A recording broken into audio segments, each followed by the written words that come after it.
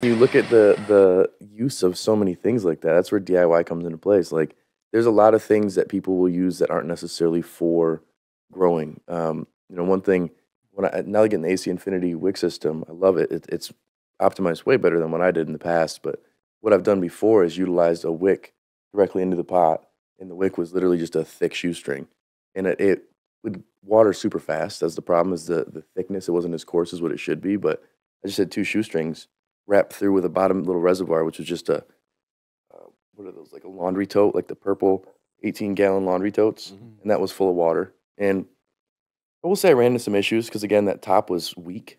So sometimes that plant would get huge, and I'd see it like cradling, it's just like literally bowing. I'm like, oh God, it's gonna break, it's gonna break. But when your roots are so worked into that, it's kind of hard to get away from the system you're using. But when I would travel, I'd use that when I was younger, and then that's what got me into doing a hydroponic, because I'm like, fuck, I could just run it with the air stones. I don't need to do all this. But there's a lot of applications with just regular household items that you can use for your garden. And I've used like clamps and stuff to have my lights angled at a certain place, like a C-clamp, things that aren't, canna, but it could be used for anything. Around the garage or the house, there's a lot of applications for that. Yeah, I use a trash barrel as a reservoir. So, I mean, you can buy like a trash barrel. Oh, a trash barrel, yeah. Yeah, so a 14-gallon trash barrel, just kind of rectangle, tall. Use that instead of buying like a flexi tank. You know what I mean? It's a brand name that sells reservoirs.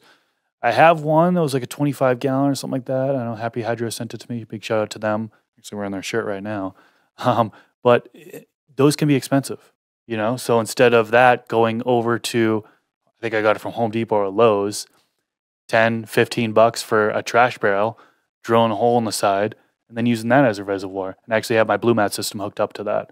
So in the Blue Mat system, it comes with the device to actually put it in. I don't know what actually what it's called, but it connects to the reservoir, and then you can connect your line right to it and go to your plants. But yeah, using a trash barrel as a reservoir, using some type of container as a reservoir versus going on sending one of these brand name reservoirs, you can save money there. I know a lot of people use 55-gallon drums as a reservoir as well. So biggin.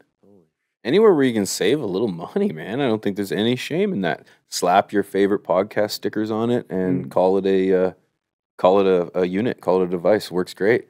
I DIY'd a carbon filter once. A lot of this stuff, actually, if you search on the internet, you can actually find pictures of. I've not only pictures of just random people that have done this stuff, because we didn't invent any of this stuff, but pictures of I've got all the pictures of the stuff that I've created online.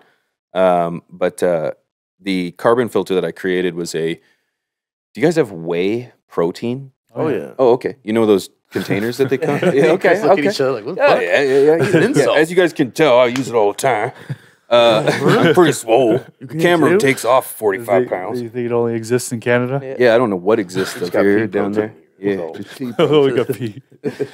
You know those the containers that they come in, they're twist tops. Yeah. Okay, we're good here. We're good. together. There's good references. We're all on the same like page. rockets and smarties, Right? man. We actually Talking about like the 5-pound ones, the bigger ones. Okay. Yeah, and we're grown men. We have those too. Fantastic. That's great. So essentially, you use all the protein because you're not a pussy, and you don't just put it in a bag. For those of you who are pussies, you just put it in a bag. And you put it in a bag and you leave it in the cupboard and it expires. Or Tupperware. That doesn't happen to me. No. So I took that. You drill like a bazillion holes in it, like all over the place. With I don't know, like a 3/8, maybe a 1/4 inch drill bit, and you take. Actually, you don't take your wife's pantyhose. You actually buy a fresh pair of pantyhose from the store. That's the best way to do it. So she always has a full set. I didn't learn that the hard way. So needless to say, you take a pantyhose and that's a funny word. Yeah. Anyways, you wrap the outside of it, and then you fill it with charcoal,